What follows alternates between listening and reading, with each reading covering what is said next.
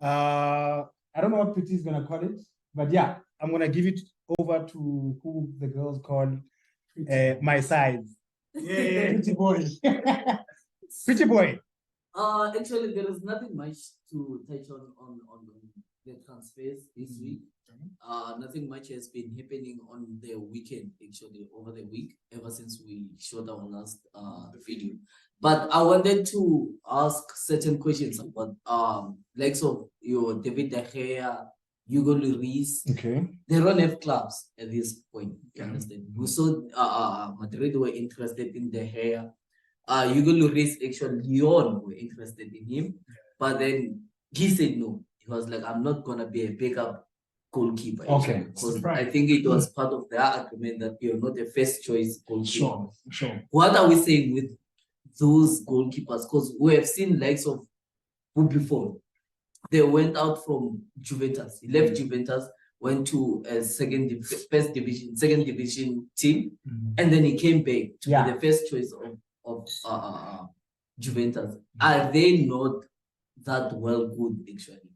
What's the issue? Why are not clubs like Chelsea going for Hugo Lloris, David De Gea? Is it rebuilding for teams, or they're not good enough?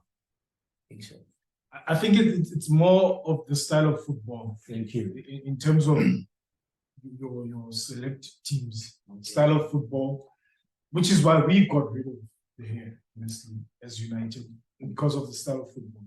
I mean, he's been saying his favorite player at United now is Onana. And commentators, everyone can see the quality he brings from the back in terms of building from the back. So when you talk of Hugo Lloris, when you talk of the hair, I'm not surprised. I'm more surprised for the hair. He's just short stopper. Hugo Lloris, I'm not as surprised, but it depends on what club is looking for a goalkeeper out there, because now you're thinking, am I going to, and the pride of these players as well, because they're thinking, no, I don't want to be number two. Probably the hair was thinking he's going to fight for a spot, and when Kupa comes back, then you understand, because he's been for 12 years at United, he's been the number one, and we've had good keepers at United. So to swallow that pride to say, let me be number two also might be a factor, but more on the style of football, I feel that's the major problem. Yeah, I'm just to add to what Vicky read my mind.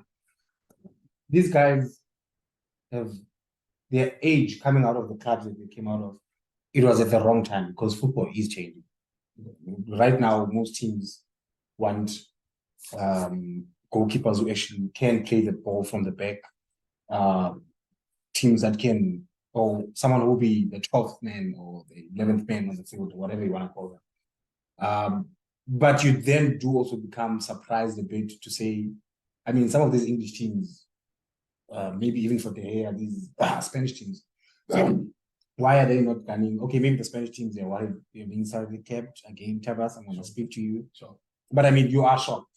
Why are some of the, even in France, Lloris, why are these teams not going for these goalkeepers? Saying now, we can get 5 years with this guy, and he will help us qualify for Europe, whatever it is.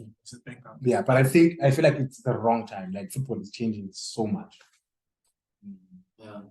Another thing, actually, we normally, whenever I see the transfer news, actually, there are most of the clubs now.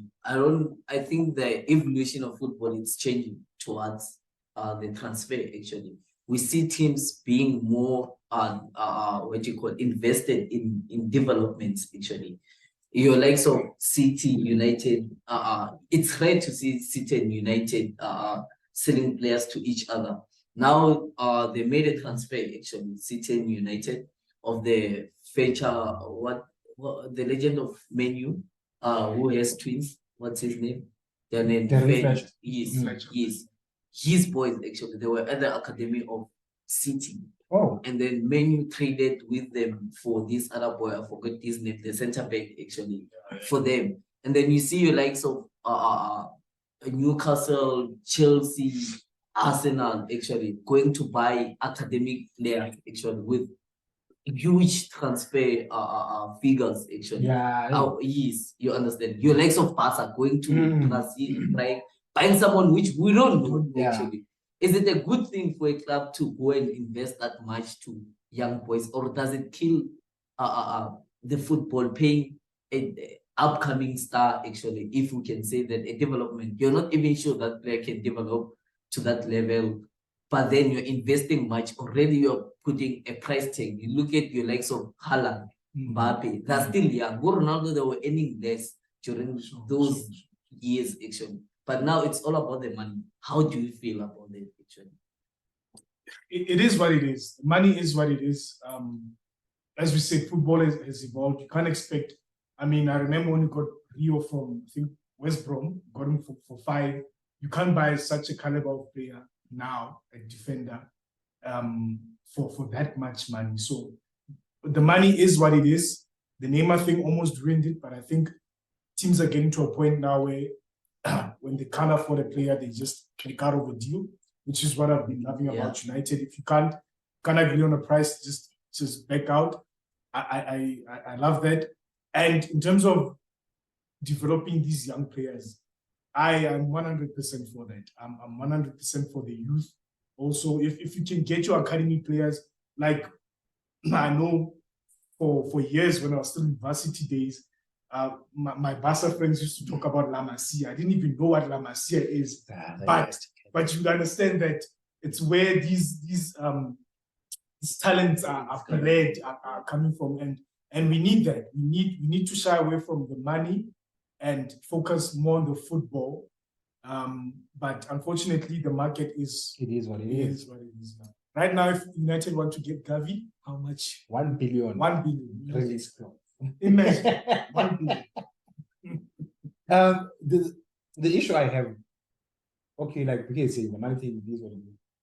The only issue I have with these academy players being bought with all this money is the pressure it puts on them. Because now it puts pressure on them and also the coach. I mean, if you go buy a player for 60 million in Brazil, you can't, as the fans will be like, you can't be putting a 60 million player in your team or whatever. So that boy has to at least sit on the bench, come in now and then. If your team sucks a few games, I'm gonna put my mark. That's the only issue I have with it. But like BK said, right now it is what it is.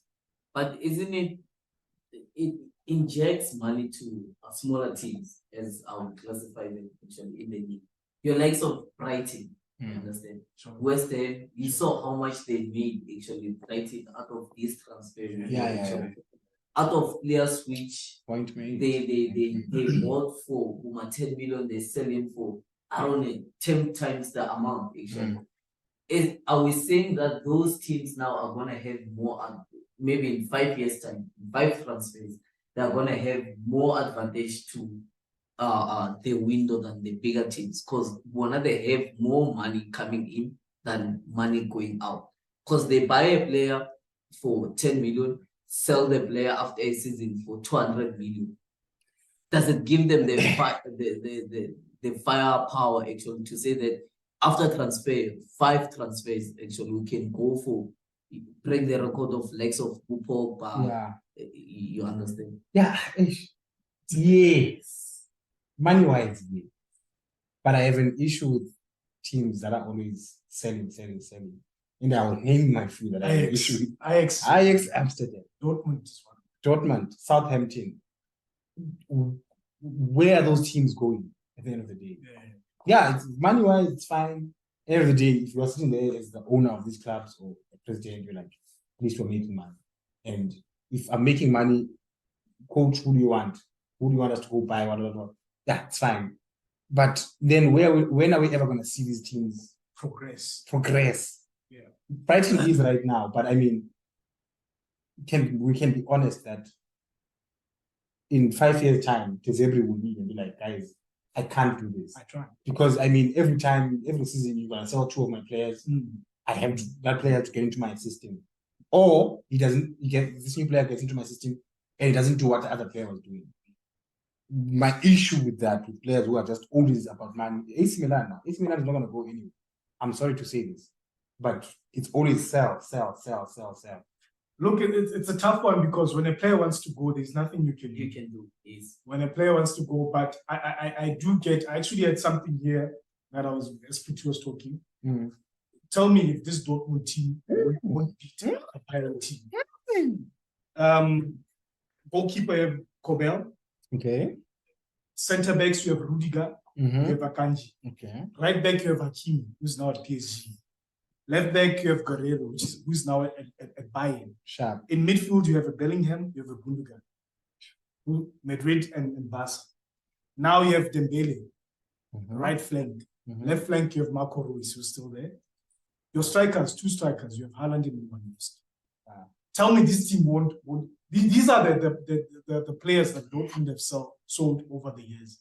If you retain these players, half of these players, tell me, Bayern doesn't win the league 11 They times direct you. in a row. Well, my issue, I hear you. I think what should change in football is the money you get from winning a competition. Because I feel like, because the chances again are a bit slim. If you win Bundesliga, let's say you are fighting Bundesliga against Hansi Flick and you're a Dortmund side, it's a 50-50, right? You might not get that money back. But let's say you know that you're gonna get, I don't know, 500 million, you understand? You'll be like, hey man, eat it. We are not selling you Lewandowski this season. We'd rather lose him for free. Such thing. But now you have to think of the future, that if we don't sell Haaland now, we lose him and we don't win the league, we don't win the cup, we don't win the Champions League, I might as well sell. Especially with teams like Dortmund who own Bayern right now. But isn't it another thing, Uti? They know that I think the scouts of smaller teams, they're good though. You understand? The bigger teams, they are more focused on getting those big players from the smaller teams. That's how the system works. When they know how to scout, your likes of Dortmund. Dortmund has, I don't know how to call it, they developed so many. If an English player goes to Dortmund, I know that it's going to be well developed. I was shocked. You understand? Your likes of Sancho, Jude Bellingham, and so forth. You understand? They become well developed in those countries, actually. But then my issue, it's if Bayern Dortmund didn't sell Lewandowski, there wouldn't be Haaland at this point. Do you understand? Yeah, but I mean, I would say he would have. Let's look at the talent that came. Let's be honest. I would say there was no that point. They were afraid, more like Man U actually. They were supposed to buy Haaland actually. I remember the saga. Only did the time he was the head coach. He did recommend Haaland. He was like, there is a boy. He's 10 million. Just give me 10 million and buy. But they didn't want. They were afraid to invest into your likes of upcoming strikers. You understand? And that's what the small teams are for. Yes, they to try. But here's my thing. Okay, they have to develop. What is the end game? You understand? That's my thing.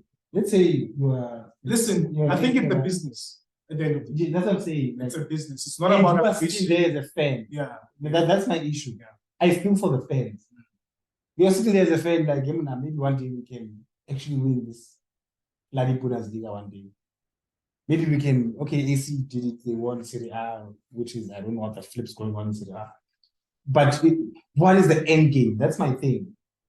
I think the solution to this, we just have to get a fan picture of those lower teams and hear their agenda.